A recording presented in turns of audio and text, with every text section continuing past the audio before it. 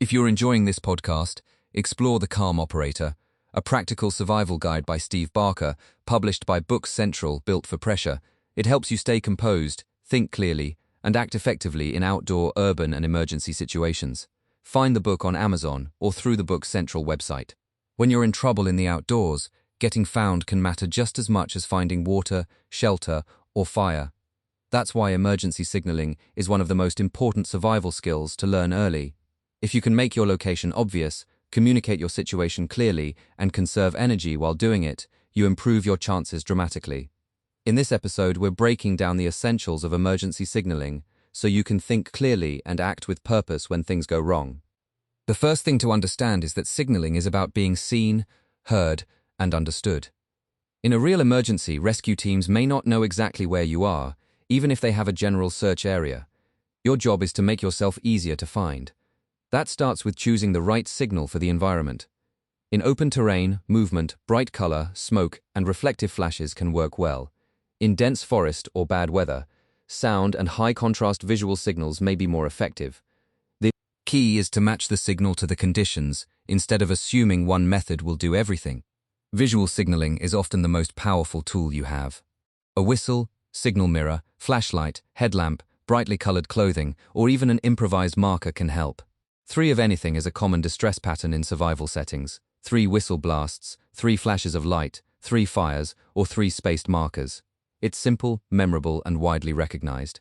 If you have a mirror, learn how to angle the flash toward aircraft or distant rescuers without blinding yourself or wasting effort. If you're using a light at night, conserve batteries and use deliberate flashes rather than leaving it on continuously. Fire and smoke are also strong emergency signals when used properly. A smoky fire can draw attention in daylight, while a bright fire is easier to spot after dark. If you can safely build more than one fire, spacing them in a triangle is a classic distress sign. Just remember that smoke, flame, and fire placement all need to be controlled. You want visibility, not a new problem. Always consider wind direction, fuel, and fire safety before lighting anything. A poorly managed fire in a survival situation can quickly become a threat instead of a signal.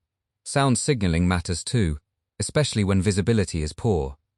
A whistle is small, reliable, and far more effective than shouting, which burns energy fast and can damage your voice. Short blasts are easier to repeat and stand out more clearly than random noise. If you're moving, stopping periodically to listen can also help you hear rescue before they hear you. Just as important is knowing when to signal and when to stay still. If you're in a known search area, staying put often makes you easier to find than wandering around and widening the problem. Good emergency signaling is really about discipline.